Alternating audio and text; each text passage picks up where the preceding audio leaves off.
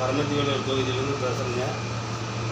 பரமத்தி வேலூருங்கிற ஊரில் ஒரு டிபிஎம் சபைன்னு ஒரு கிறிஸ்தவ சபை இருக்குது.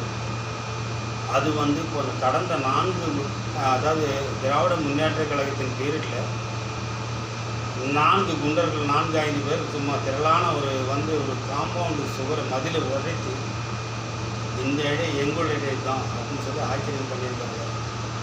இந்த அப்போதைய முந்தினி அரசியல் ஆடியோ கோர்ட் வரைக்கும் போயிருக்கு. ஆனால் அவங்களுக்கு தான் சொந்தம்னு சொல்கிறாங்க.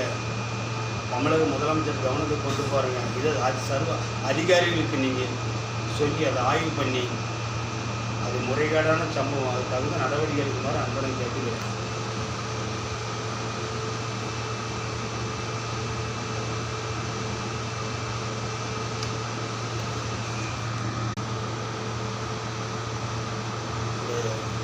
நான் ஏடிஎம்கே அடிப்படை தொண்டர்தாங்க பேசுகிறேன். அதாவது ஒரு அரசியலுங்கிறது ஒரு கடலுங்க.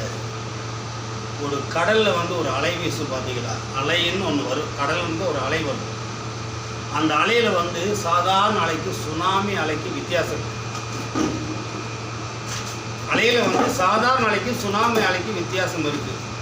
ஆனால் இந்த தற்போதைய அரசியல் சூழ்நிலை சுனாமி அலை வீசு. நீங்கள் எடப்பாடியாக இருங்க, நீங்கள் திமுக பிரமுகராக இருங்க, திமுக ஸ்டாலினாக இருங்க, யாராக இருந்தாலும் ஒரு சுனாமி அலை வீசுன்னு உங்களுக்கு ஏங்க தெரியல?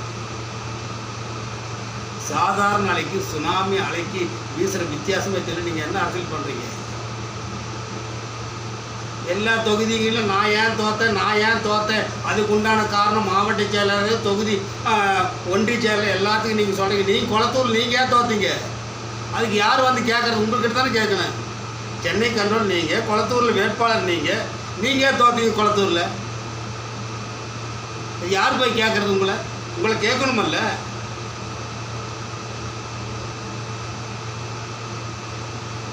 எதனால் தோற்ற? என்ன காரணம்?